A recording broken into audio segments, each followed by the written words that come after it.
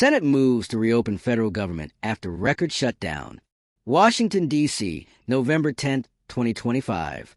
After 40 days of the longest government shutdown in United States history, the Senate has taken decisive action to restore federal operations.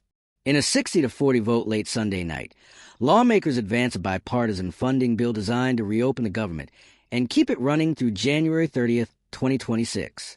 The measure combines 3 full-year appropriations packages with a short-term continuing resolution aimed at stabilizing critical federal services that have been paralyzed since the shutdown began in early October. The legislation also guarantees back pay for hundreds of thousands of federal workers who were furloughed and reverses recent layoffs enacted by the Trump administration during the budget impasse.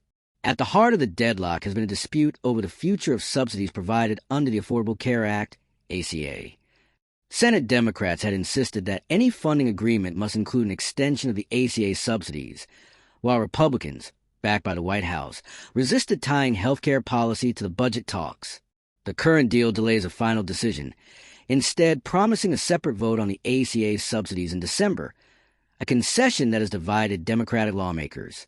Several progressive members of the Democratic caucus criticized the agreement, calling a retreat that sacrifices leverage without securing protections for health care access.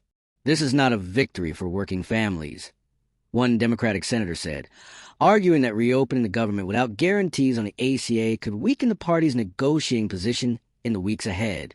Despite internal divisions, Senate Majority Leader Chuck Schumer described the vote as a necessary step to restore government stability and provide relief to millions of Americans affected by the shutdown. He emphasized that prolonged gridlock had strained federal agencies, delayed essential public services, and inflicted financial hardship on federal employees. The funding bill now moves to the House of Representatives, where Speaker Mike Johnson has pledged to bring it to a vote as soon as members return to Washington. Should it pass, the bill will head to President Trump's desk for signature, officially ending the shutdown. While the Senate's breakthrough offers a path forward, key issues remain unresolved. The December vote on health care subsidies could reignite partisan battles, and long-term budget negotiations are still pending.